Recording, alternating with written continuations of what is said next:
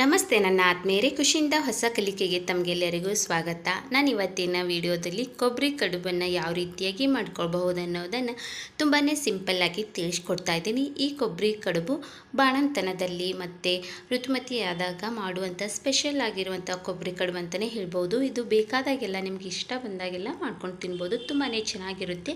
ಆದರೆ ಬಾಣಂತಿಯರಿಗಂತೂ ಹೇಳಿ ಮಾಡಿಸಿದಂಥ ಕಡುಬು ಅಂತಲೇ ಹೇಳ್ಬೋದು. ಬನ್ನಿ ಇನ್ನೇಕೆ ತಡ ಮಾಡ್ಕೊಳ್ಳೋಣ, ಯಾವ ರೀತಿಯಾಗಿ ಕೊಬ್ಬರಿ ಕಡುಬನ್ನು ಮಾಡ್ಕೊಳ್ಬಹುದು ಅನ್ನೋದನ್ನು ನೋಡ್ಕೊಳ್ಳೋಣ. ಮೊದಲಿಗೆ ನಾನು ಒಂದು ಸ್ವಲ್ಪದಷ್ಟು ಹಿಟ್ಟನ್ನು ಜರಡಿ ಮಾಡಿಕೊಂಡು ಇಟ್ಕೊಳ್ತಾ ಇದ್ದೀನಿ.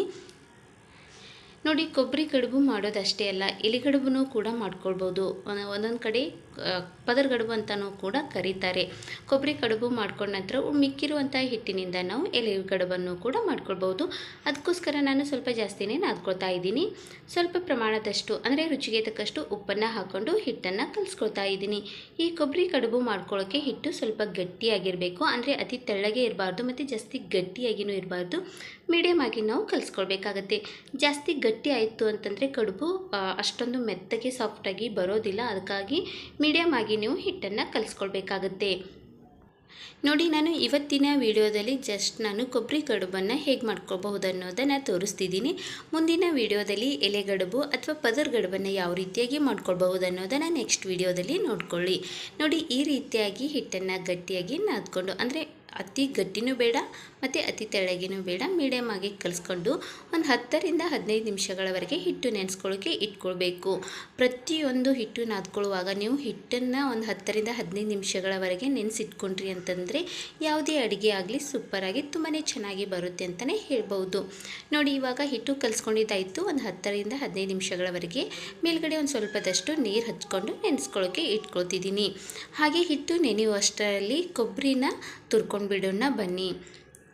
ನೋಡಿ, ಈ ಕೊಬ್ಬರಿ ಕಡುಬಿಗೆ ಕೊಬ್ಬರಿ ಸ್ವಲ್ಪ ಜಾಸ್ತಿ ಇದ್ರೇ ಟೇಸ್ಟು ತುಂಬ ಚೆನ್ನಾಗಿರುತ್ತೆ. ನೋಡಿ, ನೀವು ಕೊಬ್ಬರಿ ಕಡುಬು ಎಷ್ಟು ಪ್ರಮಾಣದಲ್ಲಿ ಮಾಡ್ತೀರಾ ಅದಕ್ಕನುಗುಣವಾಗಿ ನೀವು ಕೊಬ್ಬರಿನ ಹೆಚ್ಚು ಕಡಿಮೆ ಮಾಡ್ಕೊಳ್ಬಹುದು. ಇದು ಒಣಗಿರುವಂತಹ ಕೊಬ್ಬರಿನ ತೆಗೆದುಕೊಂಡಿದ್ದೀನಿ. ಹಸಿಯಾಗಿರುವಂತಹ ತೆಂಗಿನಕಾಯಿಯನ್ನು ತೆಗೆದುಕೊಳ್ಳೋಕೆ ಹೋಗಬೇಡಿ. ಒಣಗಿರುವಂತಹ ಕೊಬ್ಬರಿಯಿಂದ ಮಾಡಿಕೊಂಡ್ರೆ ಕೊಬ್ಬರಿ ಕಡುಬು ತುಂಬಾ ಚೆನ್ನಾಗಿರುತ್ತೆ. ನೋಡಿ, ಇವಾಗ ನಾನು ಮಾಡ್ಕೊಳ್ಳುವಷ್ಟು ಪ್ರಮಾಣದಲ್ಲಿ ಕೊಬ್ಬರಿನ ಹೆರ್ಚ್ಕೊಂಡಿದ್ದಾಯಿತು. ಇದಕ್ಕೆ ನಾನು ಒಂದು ಸ್ವಲ್ಪದಷ್ಟು ಬೆಲ್ಲನ ಹಾಕ್ಕೊಳ್ತಾ ಇದ್ದೀನಿ. ಹಾಗೆ ಇದಕ್ಕೆ ನಾನು ಏಲಕ್ಕಿ ಮತ್ತು ಮೆಣಸನ್ನು ಕುಟ್ಕೊಂಡಿದ್ದೆ, ಅದನ್ನು ಕೂಡ ಹಾಕ್ಕೊಳ್ತಾ ಇದ್ದೀನಿ. ಈ ಕೊಬ್ಬರಿಗೆ ಮೆಣಸು ಮತ್ತು ಲವಂಗನೂ ಕೂಡ ಹಾಕ್ಕೊಳ್ಬೋದು, ತುಂಬಾ ಚೆನ್ನಾಗಿರುತ್ತೆ. ನಾನು ಜಸ್ಟ್ ಮೆಣಸು ಮಾತ್ರ ಹಾಕ್ಕೊಂಡಿದ್ದೀನಿ ಮತ್ತು ಏಲಕ್ಕಿ ಮೆಣಸು ಎರಡು ಕುಟ್ಕೊಂಡು ಹಾಕ್ಕೊಂಡಿದ್ದೀನಿ. ಹಾಗೆ 1 ಕಪ್ ಆಗುವಷ್ಟು ಬೆಲ್ಲನ ತೆಗೆದುಕೊಂಡಿದ್ದೀನಿ. ನೋಡಿ, ಬೆಲ್ಲದ ಪ್ರಮಾಣಕ್ಕಿಂತ ಕೊಬ್ಬರಿ ಪ್ರಮಾಣ ಜಾಸ್ತಿ ಇರಬೇಕು, ಆವಾಗ ಕೊಬ್ಬರಿ ಕಡುಬು ತುಂಬಾ ಚೆನ್ನಾಗಿರುತ್ತೆ. ನೋಡಿ, ಬೆಲ್ಲವನ್ನು ಚೆನ್ನಾಗಿ ಕುಟ್ಕೊಂಡು ಆನಂತರ ಕೊಬ್ಬರಿ ಜೊತೆಗೆ ಮಿಕ್ಸ್ ಮಾಡ್ಕೊಳ್ಳಿ. ನೀವು ಹಾಗೆ ಕುಟ್ಕೊಳ್ಳದೆ ಹಾಕ್ಕೊಂಡ್ರಿ ಅಂತಂದರೆ ಅಷ್ಟೊಂದು ಚೆನ್ನಾಗಿರೋದಿಲ್ಲ. ಪೂರ್ತಿಯಾಗಿ ಸಣ್ಣಗಾಗಿ ಬೆಲ್ಲವನ್ನು ಕುಟ್ಕೊಂಡು ಆನಂತರ ಕೊಬ್ಬರಿ ಜೊತೆಗೆ ಚೆನ್ನಾಗಿ ಮಿಕ್ಸ್ ಮಾಡ್ಕೊಳ್ಬೇಕು. ನೋಡಿ, ಹಳ್ಳಿಗಳಲ್ಲಿ ಕೊಬ್ಬರಿ ಕಡುಬು ಜಾಸ್ತಿ ಪ್ರಮಾಣದಲ್ಲಿ ಬಾಣಂತನದಲ್ಲಿ ಕೊಡ್ತಾರೆ. ಯಾಕಂತಂದರೆ ಎದೆ ಹಾಲು ಜಾಸ್ತಿ ಆಗುತ್ತೆ ಅನ್ನೋದಕ್ಕೋಸ್ಕರ ಹಿಂದಿನಿಂದಲೂ ಮಾಡ್ಕೊಂಡು ಬಂದಿರುವಂಥ ಒಂದು ಸಾಂಪ್ರದಾಯಿಕವಾಗಿರುವಂತಹ ಕಡುಬು ಅಂತಲೇ ಹೇಳ್ಬಹುದು. ಮತ್ತು ಕೆಲವೊಬ್ಬರು ಬೆಲ್ಲ ಮತ್ತು ಕೊಬ್ಬರಿನ ಹಾಗೆ ತಿನ್ನೋದಕ್ಕೂ ಕೂಡ ಕೊಡ್ತಾರೆ ಮತ್ತು ಕೊಬ್ಬರಿ ಕಡುಬನ್ನು ಕೂಡ ಮಾಡಿಕೊಡ್ತಾರೆ. ಇದು ಬಾಣಂತನದಲ್ಲಿ ಸ್ಪೆಷಲ್ ಆಗಿರುವಂಥ ಒಂದು ತಿನಿಸು ಅಂತ ಹೇಳಿದ್ರೆ ತಪ್ಪಾಗಲಾರದು. ಇವಾಗ ಬೆಲ್ಲ ಮತ್ತು ಕೊಬ್ಬರಿ, ಮೆಣಸು ಮತ್ತು ಏಲಕ್ಕಿನ ಚೆನ್ನಾಗಿ ಮಿಕ್ಸ್ ಮಾಡಿಕೊಂಡು ಇಟ್ಕೊಂಡಿದ್ದೀನಿ. ಸ್ಟಫಿಂಗ್ ಅಂತೂ ರೆಡಿಯಾಗಿಬಿಡ್ತು. ಹಾಗೆ ಈ ಕಡೆ ಮುಂಚಿತವಾಗಿ ನಾನು ಹಿಟ್ಟು ಕಲಿಸ್ಕೊಂಡು ಇಟ್ಕೊಂಡಿದ್ದೆ. ಅದಕ್ಕೆ ಒಂದು ಸ್ವಲ್ಪದಷ್ಟು ನೀರು ಹಚ್ಕೊಂಡು ಹಿಟ್ಟನ್ನು ಮಿದ್ಕೊಳ್ತಾ ಇದ್ದೀನಿ. ನೋಡಿ, ನಿಮಗೆ ಕಾಣಿಸ್ತಾ ಇರ್ಬೋದು, ಅತಿಯಾಗಿ ಗಟ್ಟಿನೂ ಆಗಿಲ್ಲ ಮತ್ತು ಅತಿಯಾಗಿ ತೆಳ್ಳಗಿನೂ ಕೂಡ ಆಗಿಲ್ಲ. ಮೀಡಿಯಮ್ ಆಗಿ ಹಿಟ್ಟು ಕಲಿಸ್ಕೊಂಡಿದ್ದೀನಿ. ಹಿಟ್ಟನ್ನು ಎಷ್ಟು ಚೆನ್ನಾಗಿ ಮಿದ್ಕೊಳ್ತೀವೋ ಕಡುಬು ಕೂಡ ಅಷ್ಟೇ ಸಾಫ್ಟಾಗಿ ತುಂಬ ಚೆನ್ನಾಗಿ ಬರುತ್ತೆ ಮತ್ತು ಮೆತ್ತಗಾಗಿನೂ ಕೂಡ ಇರುತ್ತೆ. ಹಾಗೆ ಈ ಕಡೆ ನಾನು ತವಾನು ಕೂಡ ಬಿಸಿ ಮಾಡ್ಕೊಳಕ್ಕೆ ಇಟ್ಕೊಂಡಿದ್ದೆ. ತವಾದ ಮೇಲ್ಗಡೆ ನೀರನ್ನು ಹಾಕ್ಕೊಳ್ತಾ ಇದ್ದೀನಿ. ನೋಡಿ, ನಾನು ತವಾದ ಮೇಲ್ಗಡೆ ಕಡುಬನ್ನು ಮಾಡ್ಕೊಳ್ತಾ ಇರೋದ್ರಿಂದ ತವಾಕ್ಕೆ ಸ್ವಲ್ಪ ಪ್ರಮಾಣದಷ್ಟು ನೀರು ಹಾಕ್ಕೊಂಡು ಕುದಿಸ್ಕೊಳ್ಳೋಕ್ಕೆ ಇಟ್ಕೊತಿದ್ದೀನಿ. ಹಾಗೆ ನೀರು ಕುದಿಯುವಷ್ಟರಲ್ಲಿ ಈ ಕಡೆ ನಾವು ಕಡುಬನ್ನು ಮಾಡ್ಕೊಳ್ಳೋಣ ಬನ್ನಿ. ಒಂದು ಸ್ವಲ್ಪ ಪ್ರಮಾಣದಷ್ಟು ಹಿಟ್ಟನ್ನು ತೆಗೆದುಕೊಂಡು ಲಟ್ಟಿಸ್ಕೊಳ್ತಾ ಇದ್ದೀನಿ. ನೀವು ಪೂರಿ ಏನು ಲಟ್ಟಿಸ್ಕೊಳ್ತೀರಲ್ವ ಆ ರೀತಿಯಾಗಿ ಲಟ್ಟಿಸ್ಕೊಳ್ಬೇಕು. ಜಾಸ್ತಿ ದಿಪ್ಪವೇನು ಮಾಡ್ಕೊಳ್ಳೋಕೆ ಹೋಗಬೇಡಿ, ಸ್ವಲ್ಪ ತೆಳ್ಳಗಾಗಿಯೇ ಇರಲಿ. ನೋಡಿ, ಈ ರೀತಿಯಾಗಿ ನಾವು ಲಟ್ಟಿಸ್ಕೊಂಡು ಎತ್ತಿಟ್ಕೊಂಡು ಬಿಡೋಣ. ಮತ್ತೆ ಒಂದು ಉಳ್ಳೆಯನ್ನು ತೆಗೆದುಕೊಂಡು ಮತ್ತೆ ಲಟ್ಟಿಸ್ಕೊಳ್ತಾ ಇದ್ದೀನಿ. ನೋಡಿ, ಪೂರಿ ಎಷ್ಟು ಅಗಲ ಇರುತ್ತೋ ಅಷ್ಟೇ ಮಾತ್ರ ಅಗಲವಾಗಿ ಲಟ್ಟಿಸ್ಕೊಳ್ಳಿ. ನೋಡಿ, ಈ ರೀತಿಯಾಗಿ ನೀವು ಎಲೆಗಳನ್ನು ಮೊದಲಿಗೆ ತೀಡಿಟ್ಕೊಂಡ್ರಿ ಅಂತಂದರೆ ಕಡುಬು ತುಂಬಿಕೊಳ್ಳುವಾಗ ಬೇಗನೆ ನಾವು ಮಾಡ್ಕೊಳ್ಬಹುದು. ಈ ಕೊಬ್ಬರಿ ಕಡುಬು ಏನಿರುತ್ತಲ್ವ ಮಾಡ್ಕೊಳ್ಳೋದು ಕೂಡ ತುಂಬಾ ಸುಲಭ ಮತ್ತು ಬೇಗನೆ ಆಗಿಬಿಡುತ್ತೆ. ನೋಡಿ ನಾನು ಎಲೆಗಳನ್ನು ತೀಡಿಟ್ಕೊಂಡಿದ್ದೀನಿ. ಅಂದರೆ ಒಟ್ಟಿಗೆ ಸ್ವಲ್ಪ ಪ್ರಮಾಣದಷ್ಟು ತೀಡಿಟ್ಕೊಂಡ್ವಿ ಅಂತಂದರೆ ಬೇಗನೆ ನಾವು ತುಂಬ್ಕೊಳ್ಬಹುದು. ಅದಕ್ಕೋಸ್ಕರ ನಾನು ಒಂದು 5ರಿಂದ 6ರಷ್ಟು ಎಲೆಗಳನ್ನು ತೀಡಿಟ್ಕೊಂಡಿದ್ದೆ. ಹಾಗೆ ಮುಂಚೆನೇ ನಾನು ಸ್ಟಫಿಂಗ್ ಅಂತ ಕೊಬ್ಬರಿ ಮತ್ತು ಬೆಲ್ಲವನ್ನು ಚೆನ್ನಾಗಿ ಮಿಕ್ಸ್ ಮಾಡ್ಕೊಂಡು ಇಟ್ಕೊಂಡಿದ್ದೆ. ಅದನ್ನು ಒಂದು ಎಲೆಗಳ ಮಧ್ಯದಲ್ಲಿ ಹಾಕಿ ಆ ನಂತರ ಚೆನ್ನಾಗಿ ಮಡ್ಚ್ಕೊಳ್ಳಿ. ನೋಡಿ ಸ್ವಲ್ಪನೂ ಕೂಡ ಬಾಯಿ ಬಿಟ್ಕೊಳ್ಬಾರ್ದು, ಆ ರೀತಿಯಾಗಿ ನೀವು ಒತ್ಕೊಳ್ಬೇಕಾಗುತ್ತೆ. ನೋಡಿ ಮತ್ತೆ ಒಂದು ಎಲೆಯನ್ನು ತೆಗೆದುಕೊಂಡಿದ್ದೀನಿ. ಯಾವ ರೀತಿಯಾಗಿ ಮಡ್ಚ್ಕೊಳ್ಬೇಕು ಅನ್ನೋದನ್ನು ಚೆನ್ನಾಗಿ ನೋಡ್ಕೊಳ್ಳಿ. ಒಂದು ಎಲೆಯನ್ನು ತೆಗೆದುಕೊಂಡಿರ್ತೀರ, ಅದಕ್ಕೆ 1.5 ಸ್ಪೂನ್ ಆಗುವಷ್ಟು ಮಿಕ್ಸ್ ಮಾಡ್ಕೊಂಡಿರುವಂತಹ ಕೊಬ್ಬರಿ ಮತ್ತು ಬೆಲ್ಲವನ್ನು ಹಾಕ್ಕೊಳ್ಳಿ. ಆ ನಂತರ ಎಲೆಗಳನ್ನು ಎರಡೂ ಕಡೆಯೂ ಕೂಡ ಚೆನ್ನಾಗಿ ಮಡಿಸ್ಕೊಂಡು ಮತ್ತು ಇನ್ನೊಂದು ಭಾಗನೂ ಕೂಡ ಮಡಿಸ್ಕೊಂಡ್ರಿ ಅಂತಂದರೆ 3 ಮೂಲೆಯಾಗಿರುವಂಥ ಕಡುಬು ರೆಡಿಯಾಗಿಬಿಡುತ್ತೆ. ಇದೇ ರೀತಿಯಾಗಿ ಮಾಡ್ಕೊಳ್ಬೇಕಂತೇನಿಲ್ಲ, ನಿಮಗೆ ಯಾವ ರೀತಿಯಾಗಿ ಬರುತ್ತೋ ಆ ರೀತಿಯಾಗಿಯೂ ಕೂಡ ನೀವು ಮಾಡ್ಕೊಳ್ಬಹುದು. ನೋಡಿ ಚೆನ್ನಾಗಿ ನೋಡ್ಕೊಳ್ಳಿ ಯಾವ ರೀತಿಯಾಗಿ ಕಡುಬನ್ನು ಮಡಿಸ್ಕೊಳ್ಬೇಕು ಅನ್ನೋದನ್ನು. ನೋಡಿ ಈ ರೀತಿಯಾಗಿ ಮಡ್ಸ್ಕೊಂಡು ಬಿಟ್ರಿ ಅಂತಂದರೆ ಕಡುಬು ರೆಡಿಯಾಗಿಬಿಡ್ತು. ನೋಡಿ ಕೆಲವೊಂದು ಕಡೆ ಕೆಲವೊಬ್ಬರು ಬೇರೆ ವಿಧಾನದಲ್ಲಿ ಕಡುಬನ್ನು ಮಾಡ್ತಾರೆ. ನಮ್ಮ ಕಡೆ 3 ಮೂಲೆಯಾಗಿರುವಂಥ ಕಡುಬನ್ನು ಮಾಡ್ಕೊಳ್ತಾರೆ. ತುಂಬಾ ಸುಲಭ ಮಾಡ್ಕೊಳ್ಳೋಕ್ಕೆ, ಜಾಸ್ತಿ ಟೈಮ್ ಏನೂ ಬೇಕಾಗೋದಿಲ್ಲ, ಬೇಗನೆ ನಾವು ಮಾಡ್ಕೊಳ್ಬಹುದು. ನೋಡಿ ಕಡುಬಂತೂ ರೆಡಿ ಮಾಡಿ ಇಟ್ಕೊಂಡಿದ್ದಾಯಿತು. ಇವಾಗ ಕುದಿಸ್ಕೊಳ್ಳೋಣ ಬನ್ನಿ. ಒಂದು 6ರಷ್ಟು ಕಡುಬನ್ನು ಮಾಡಿ ಇಟ್ಕೊಂಡಿದ್ದೀನಿ. ಹಾಗೆ ಈ ಕಡೆ ಕಡುಬಿನ ಚಾಣಿ ಏನಿರುತ್ತಲ್ವ ಅದನ್ನು ತೆಗೆದುಕೊಂಡಿದ್ದೀನಿ. ಈ ರೀತಿ ಚಾಣಿಗೆ ಉತ್ತರ ಕರ್ನಾಟಕದ ಕಡೆ ಕಡುಬು ಮಾಡ್ಕೊಳ್ಳೋಕ್ಕೆ ಅಂತಲೇ ತೆಗೆದುಕೊಂಡು ಇಟ್ಕೊಂಡಿರ್ತಾರೆ. ಅದಕ್ಕೆ ಒಂದು ಸ್ವಲ್ಪದಷ್ಟು ಎಣ್ಣೆನ ಹಚ್ಕೊಂಡು ಮಾಡಿಟ್ಕೊಂಡಿರುವಂತಹ ಕಡುಬನ್ನು ಮೇಲ್ಗಡೆ ಇಟ್ಕೊಂಡ್ಬಿಟ್ರೆ ಮುಗೀತು, ಕುದಿಸ್ಕೊಳ್ಳೋಕ್ಕೆ ಇಟ್ಕೊಂಡು ಬಿಡ್ಬಹುದು. ಈ ರೀತಿ ಚಾಣಿಗೆ ಪ್ರತಿಯೊಬ್ಬರ ಮನೆಯಲ್ಲಿ ಇರುತ್ತೆ, ಆವಾಗ ನೀವು ಕಡುಬನ್ನು ಮಾಡ್ಕೊಳ್ಬಹುದು. ಈ ರೀತಿ ಚಾಣಿಗೆ ಎಲ್ಲಿನೇ ಕಡುಬನ್ನು ಮಾಡ್ಕೊಂಡ್ರಿ ಅಂತಂದರೆ ತುಂಬಾ ಚೆನ್ನಾಗಿರುತ್ತೆ. ನೋಡಿ ಮಾಡಿ ಇಟ್ಕೊಂಡಿರುವಂಥ ಕಡುಬನ್ನು ನಾನು ಚಾಣಿಗೆ ಮೇಲ್ಗಡೆ ಇಟ್ಕೊಂಡಿದ್ದೀನಿ. ಹಾಗೆ ಈ ಕಡೆ ನೀರು ಕೂಡ ತುಂಬ ಚೆನ್ನಾಗಿ ಕುದೀತಾ ಇತ್ತು. ಆವಾಗ ಕಡುಬಿನ ಚಾಣಿಯನ್ನು ಇಟ್ಕೊಂಡು ಅದರ ಮೇಲ್ಗಡೆ ಮುಚ್ಚಳವನ್ನು ಮುಚ್ಚಿ ಕುದಿಸ್ಕೊಳ್ಳೋಕ್ಕೆ ಇಟ್ಕೊಂಡಿದ್ದೀನಿ.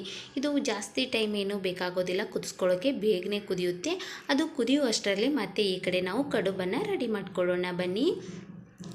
ನೋಡಿ ಒಂದು 2-3 ಸೆಕೆಂಡಲ್ಲಿನೇ ನಾವು ಕುದಿಸ್ಕೊಳ್ಬಹುದು, ಬೇಗನೆ ಆಗಿಬಿಡುತ್ತೆ. ಹಾಗೆ ಕುದಿಯುವಷ್ಟರಲ್ಲಿ ಈ ಕಡೆ ನಾವು ಕಡುಬನ್ನು ಕೂಡ ರೆಡಿ ಮಾಡಿ ಇಟ್ಕೊಂಡು ಬಿಡ್ಬೋದು. ಆ ಕಡುಬು ರೆಡಿ ಆಗಿತ್ತು ಅಂತಂದರೆ ಮತ್ತೆ ಮಾಡಿ ಇಟ್ಕೊಂಡಿರುವಂತಹ ಕಡುಬನ್ನು ನಾವು ಕುದಿಸ್ಕೊಳ್ಳೋಕ್ಕೆ ಇಟ್ಕೊಳ್ಬಹುದು. ನೋಡಿ ಮತ್ತೆ ಯಾವ ರೀತಿಯಾಗಿ ಕಡುಬನ್ನು ಮಾಡ್ಕೊಳ್ಬಹುದು ಅನ್ನೋದನ್ನು ನೋಡ್ಕೊಳ್ಳಿ. ಒಂದು ಸ್ವಲ್ಪದಷ್ಟು ಉಳ್ಳೆಯನ್ನು ತೆಗೆದುಕೊಂಡು ಅದಕ್ಕೆ ಹಿಟ್ಟನ್ನು ಹಚ್ಕೊಂಡು ಪೂರಿ ಏನು ಮಾಡ್ಕೊಳ್ತೀವಲ್ವ ಆ ರೀತಿಯಾಗಿ ರೌಂಡಾಗಿ ಮಾಡ್ಕೊಳ್ಳಿ. ಜಾಸ್ತಿ ದಪ್ಪನೂ ಇರಬಾರ್ದು, ಜಾಸ್ತಿ ತೆಳ್ಳಗೇನೂ ಇರಬಾರ್ದು, ಮೀಡಿಯಮ್ ಆಗಿ ನೀವು ಲಟ್ಟಿಸ್ಕೊಳ್ಬೇಕಾಗುತ್ತೆ. ನೋಡಿ ಲಟ್ಟಣಿಗೆಗೆ ಅಂಟ್ಕೊಳ್ತಾ ಇತ್ತು ಅಂತಂದರೆ ಮತ್ತೆ ಒಂದು ಸ್ವಲ್ಪದಷ್ಟು ಹಿಟ್ಟು ಹಚ್ಕೊಂಡು ಮಾಡ್ಕೊಳ್ಬಹುದು. ನೋಡಿ ಇವಾಗ ಎಲೆ ರೆಡಿ ಮಾಡ್ಕೊಂಡಿದ್ದಾಯಿತು. ಮಧ್ಯದಲ್ಲಿ ಕೊಬ್ಬರಿ ಮತ್ತು ಬೆಲ್ಲವ ಮಿಕ್ಸರ್ ಏನಿರುತ್ತಲ್ವ ಅದನ್ನು ಹಾಕ್ಕೊಂಡಿದ್ದೀನಿ. ಮತ್ತೆ ಮಡ್ಚ್ಕೊಂಡು ಬಿಡಿ, ಚೆನ್ನಾಗಿ ಮಡ್ಚ್ಕೊಂಡು ಒಂದು ಸ್ವಲ್ಪನೂ ಕೂಡ ಬಾಯಿ ಬಿಡಬಾರ್ದು, ಆ ರೀತಿಯಾಗಿ ಒತ್ತಿ ಮಡ್ಚ್ಕೊಂಡು ಬಿಡಿ. ನೋಡಿ ಈ ರೀತಿಯಾಗಿ ಕಡುಬು ರೆಡಿಯಾಗಿಬಿಡ್ತು. ಇವು ಕಡುಬು ರೆಡಿ ಮಾಡುವಷ್ಟರಲ್ಲಿ ಮೊದಲಿಗೆ ಇಟ್ಕೊಂಡಿರುವಂತಹ ಕಡುಬು ಕೂಡ ಚೆನ್ನಾಗಿ ಕುದೀತಾ ಇತ್ತು. ನೋಡಿ ನೀವು ಕಾಣಿಸ್ತಾ ಇರ್ಬೋದು ಎಷ್ಟು ಸೂಪರಾಗಿ ಕಡುಬು ರೆಡಿಯಾಗಿದೆ ಅಂತ. ಇವಾಗ ಚೆನ್ನಾಗಿ ಕುದ್ದಿದೆ, ಕಲರು ಕೂಡ ತುಂಬಾ ಚೆನ್ನಾಗಿ ಬಂದಿದೆ. ನೋಡಿ ಕಡುಬು ಕುದ್ದಿದೆ. ಇವಾಗ ನಾನು ಚಾಣಿಗೆಯನ್ನು ಕೆಳಗಡೆ ಇಳಿಸ್ಕೊಳ್ತಾ ಇದ್ದೀನಿ.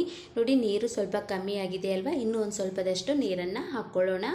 ನೀರು ಇವು ಕುದಿಯುವಷ್ಟರಲ್ಲಿ ನಾವು ಮಾಡಿಟ್ಕೊಂಡಿರುವಂತಹ ಕಡುಬನ್ನು ಕೂಡ ತೆಗೆದುಕೊಂಡು ಬಿಡೋಣ. ನೋಡಿ ಕಡುಬು ಸೂಪರಾಗಿ ರೆಡಿಯಾಗಿದೆ. ನಾವು ಮೊದಲಿಗೆ ಎಣ್ಣೆಯನ್ನು ಹಚ್ಕೊಂಡಿರೋದ್ರಿಂದ ಸ್ವಲ್ಪನೂ ಕೂಡ ಅಂಟ್ಕೊಳ್ಳೋದಿಲ್ಲ. ಯಾವುದೇ ಕಾರಣಕ್ಕೂ ಎಣ್ಣೆ ಹಚ್ಕೊಳ್ಳೋದು ಮರೆಯೋಕ್ಕೆ ಹೋಗಬೇಡಿ.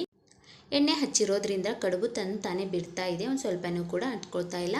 ಬಿಸಿ ಇರುತ್ತೆ, ಸ್ವಲ್ಪ ನೋಡಿಕೊಂಡು ಹಾಕ್ಕೊಳ್ಳಿ. ಅದಕ್ಕೆ ನಾನು ಕೆಳಗಡೆ ಇಳಿಸ್ಕೊಂಡು ಕಡುಬನ್ನು ಹಾಕ್ಕೊಳ್ತಾ ಇದ್ದೀನಿ. ನೀವು ತವಾದ ಮೇಲ್ಗಡೆ ತೆಗಿತಾ ಇದ್ರಿ ಅಂತಂದರೆ ನೀರಿನ ಉಗಿ ನಮಗೆ ಕೈಗೆ ಬಡಿಯುತ್ತೆ, ಅದಕ್ಕೋಸ್ಕರ ಕೆಳಗಡೆ ಇಳಿಸ್ಕೊಂಡೆ ನೀವು ಕಡುಬನ್ನು ತೆಗೀರಿ. ಆನಂತರ ಕಡುಬಿನ ಚಾಣಿಗೆ ಸ್ವಲ್ಪ ನೀರು ಅಂಟ್ಕೊಂಡಿರುತ್ತಲ್ವ ಅದನ್ನು ಒಂದು ಬಟ್ಟೆಯಿಂದ ಒರೆಸ್ಕೊಂಡು ಮತ್ತೆ ಒಂದು ಸ್ವಲ್ಪದಷ್ಟು ಎಣ್ಣೆಯನ್ನು ಸವರ್ಕೊಂಡು ಮಾಡಿಟ್ಕೊಂಡಿರುವಂತಹ ಕಡುಬನ್ನು ಕೂಡ ಮತ್ತೆ ಕುದಿಸ್ಕೊಳ್ಳೋಕ್ಕೆ ಇಟ್ಕೊಂಡು ಬಿಡೋಣ. ನೋಡಿ ಇಷ್ಟೇ ಪ್ರೊಸೆಸ್ಸು, ಜಾಸ್ತಿ ಏನೂ ಇಲ್ಲ.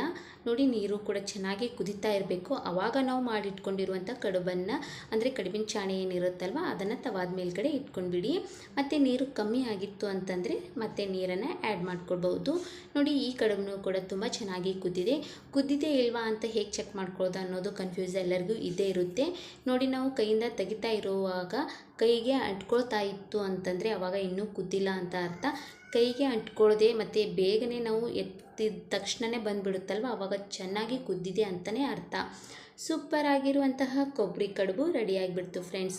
ನೋಡಿದ್ರಲ್ವ ಯಾವ ರೀತಿಯಾಗಿ ಬಾಣಂತನದಲ್ಲಿ ಮಾಡುವಂತಹ ಕೊಬ್ಬರಿ ಕಡುಬನ್ನು ಮಾಡ್ಕೊಳ್ಬಹುದು ಅನ್ನೋದನ್ನು ತುಂಬಾ ಸಿಂಪಲ್ ಆಗಿರುವಂತಹ ರೆಸಿಪಿ. ಖಂಡಿತವಾಗ್ಲೂ ನೀವು ಯಾವುದೇ ಸಮಯದಲ್ಲಿ, ಬಾಣಂತನದಲ್ಲಿ ಅಂತ ಅಷ್ಟೇ ಅಲ್ಲ, ಯಾವುದೇ ಸಮಯದಲ್ಲಿ ಆದ್ರೂ ಕೂಡ ನೀವು ಕೊಬ್ಬರಿ ಕಡುಬನ್ನು ಮಾಡ್ಕೊಂಡು ತಿನ್ಬೋದು. ಈ ವಿಡಿಯೋ ನಿಮ್ಮೆಲ್ಲರಿಗೂ ಇಷ್ಟ ಆಗಿದೆ ಅಂತ ಹೇಳಿ ಭಾವಿಸ್ತಾ ಇದ್ದೀನಿ. ಹೀಗೆ ಮುಂದಿನ ಹೊಸ ಹೊಸ ವಿಡಿಯೋ ಬರ್ತಾ ಇರ್ತೀನಿ.